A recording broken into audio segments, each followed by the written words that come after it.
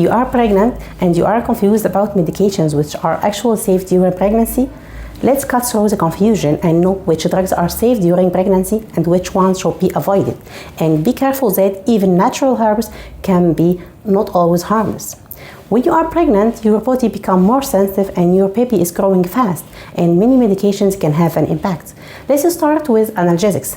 Acetaminophen or paracetamol is considered safe during pregnancy and good for control of mild pain, fever, and headache. However, some recent observative studies found that there is maybe association between the use of paracetamol in large doses and prolonged duration and your baby suffering from ADHD, attention deficit hyperactivity disorder, or autism. And so we must use these drugs in shorter duration and when needed only.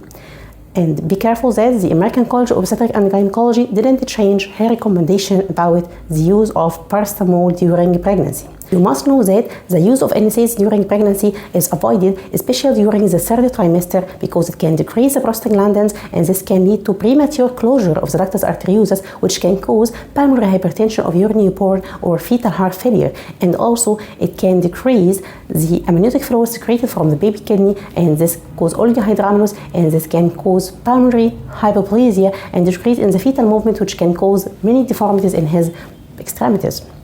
Regarding antibiotics, many antibiotics are safe, like penicillin, cephalosporin, and macrolide, like erythromycin and azithromycin. However, some medications are contraindicated during pregnancy, such as tetracycline, which can cause yellow discoloration and staining of your baby's teeth, and also ciprofloxacin or quinolones, which can cause hazardous effect on your baby. Regarding the use of multivitamins, many vitamins are recommended during pregnancy. It's important to supply the pregnant female with 400 to 800 microgram per day folic acid, which is essential for the development of the central nervous system of the baby and prevent many congenital anomalies such as meningocele and anencephaly. And also you must take supplementation with iron, vitamin D, and calcium. Take care of the use of vitamin E derivatives such as retinol, retinoic acid, and isoretinoin, which can be used in treatment of acne and many acne preparations, and which are very hazardous to the baby and can cause many congenital anomalies or teratogenic effect, like anomalies in the heart, in the brain, in the skull and face wounds. So it's better to be avoided and to be stopped before getting pregnant by at least 3 months, and use of 2 effective contraceptive methods during their use.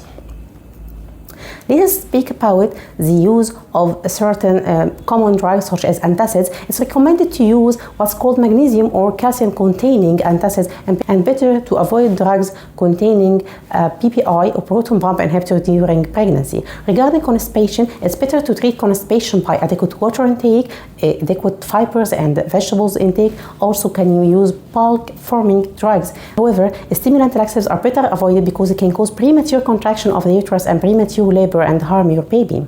Regarding natural herbal medicine, such as the use of aloe vera or the use of black and blue cohosh, those natural herbs can cause also premature contraction of the uterus and many hazards to the baby. Also avoid the use of liquorice because it can cause whole water retention, and this can cause hypertension in pregnant women. And finally, to recap, pregnancy can be overwhelming, but you are doing a great thing, and you must know that. Don't hesitate to ask your doctor about any drug or any medication you can use, because no drug can be 100% safe during pregnancy.